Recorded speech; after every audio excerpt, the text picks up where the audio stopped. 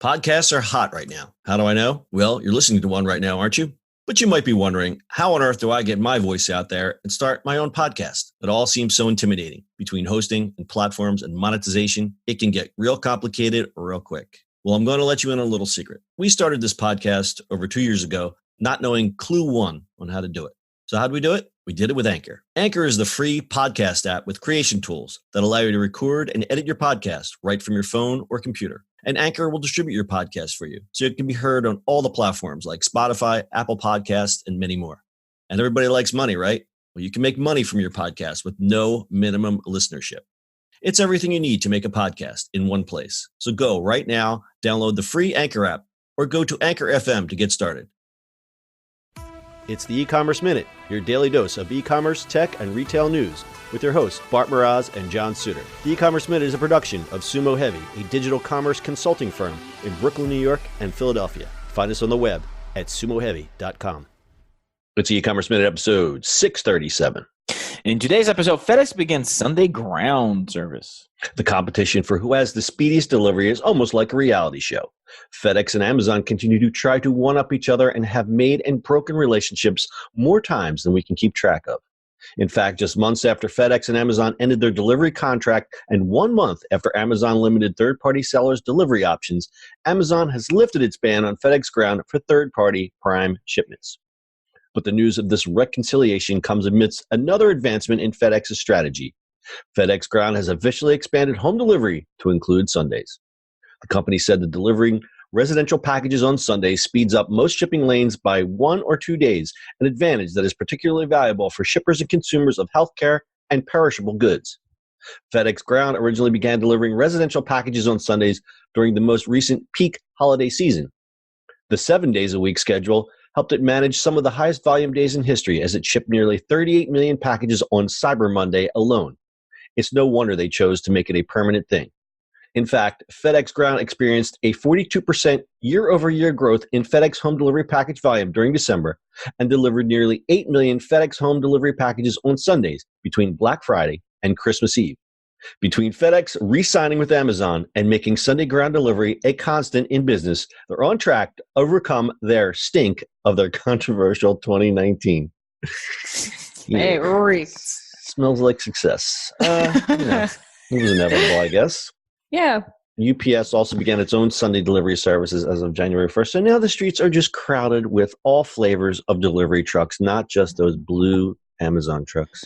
I know Amazon trucks show up at the little cars, and show up at 5:30 in the morning in my apartment building, which is always nice. Funniest. Well, because they're like private ones, right? They're like the last mile delivery type of things. So they're not like FedEx or UPS when they know where to go.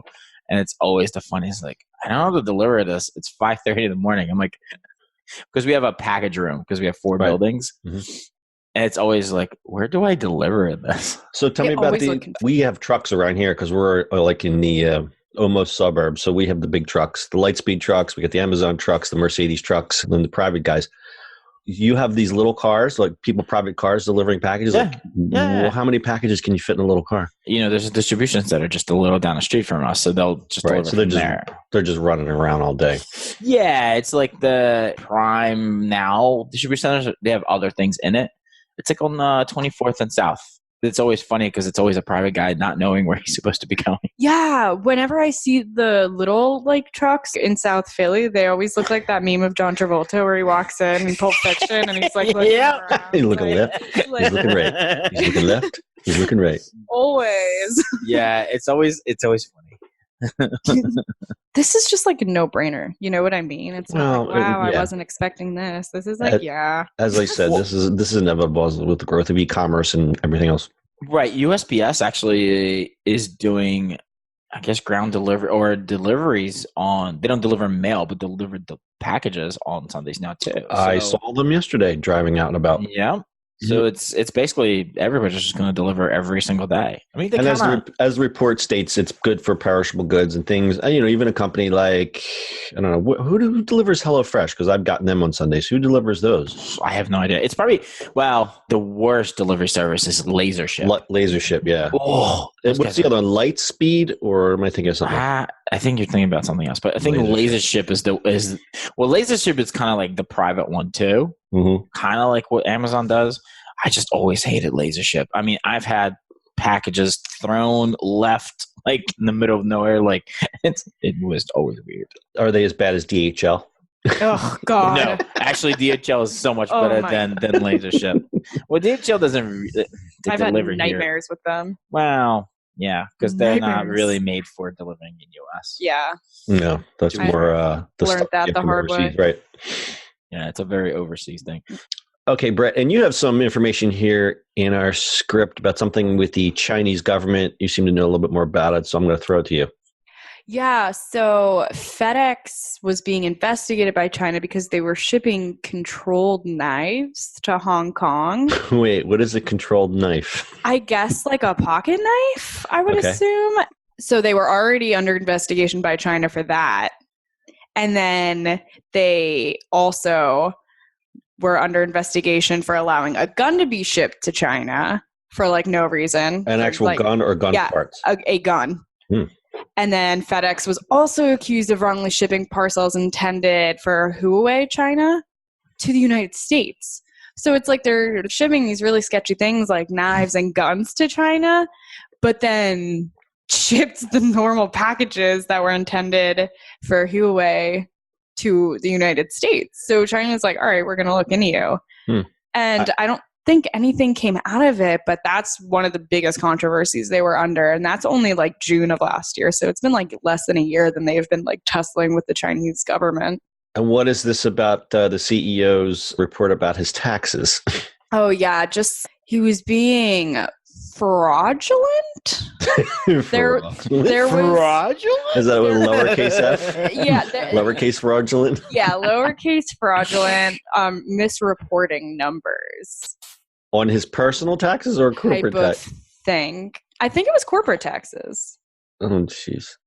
Okay, because apparently that little move, amongst everything else, shaved 31% off their stock price in the last 12 months. Oh, yeah, because the New York Times kind of like dragged him. He was saying he didn't make enough of the promised capital investments after Congress passed the tax cut. So he did the old CEO, what all the other CEOs did. Instead of sharing the wealth, he just put it in his pocket. Yes, exactly. Yeah, exactly. Exactly. So maybe capital fraudulent? Is that capital letter fraudulent? Yeah, not lowercase. That's capital C, capital F. That's capitalism in all caps. Yeah, all caps, all. That's T. So yeah, so FedEx, like we were alluded to earlier, that they've had a rough year and they've been dealing with fraud and misplaced packages. Yeah, their stock's been whacked. Year to date in Q4 2019, FedEx stock was down 5% through Wednesday's closing price of $152.27 per share. That's far below rival UPS and the S&P 500, which has gained more than 21 and 24% respectively. And Bart, I know that you listen to the Pivot podcast with Scott Galloway and Kara Switcher. I think he's one of the best writers out there right now and the best prognosticators of such things like e-commerce. He predicts that FedEx is going to get acquired. What do you think? There's a possibility.